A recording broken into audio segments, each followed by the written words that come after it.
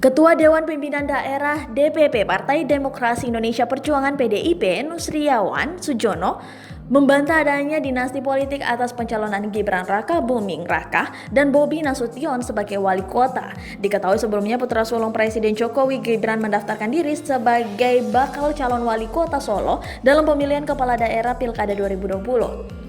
Menyusul Gibran menantu Presiden Jokowi, Bobi akan berpartisipasi dalam pencalonan wali kota Medan.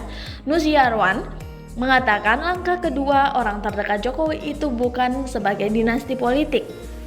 Politisi PDIP itu menyebut langkah Gibran dan Bobi itu berbeda dengan masa Orde Baru, sehingga tidak bisa jika menyebut pencalonan keduanya sebagai nepotisme.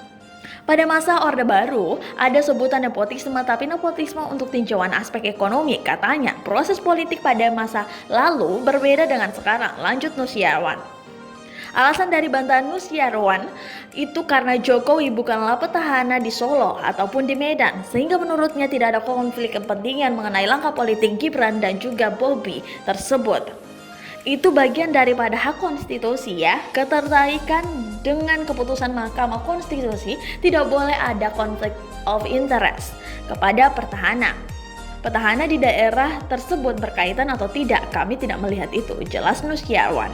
Senada dengan Nusriawan, Direktur Eksekutif Indobarometer M. Kodari menyebut pengertian dari definisi nepotisme adalah memilih seseorang tidak berdasarkan kemampuannya. Tergantung definisi nepotisme itu apa. Salah satu definisi yang diterima secara umum adalah memilih di luar kemampuannya, ujar Kodari di Studio Menara Kompas Rabu 4 Desember 2019 dikutip dari YouTube Kompas TV.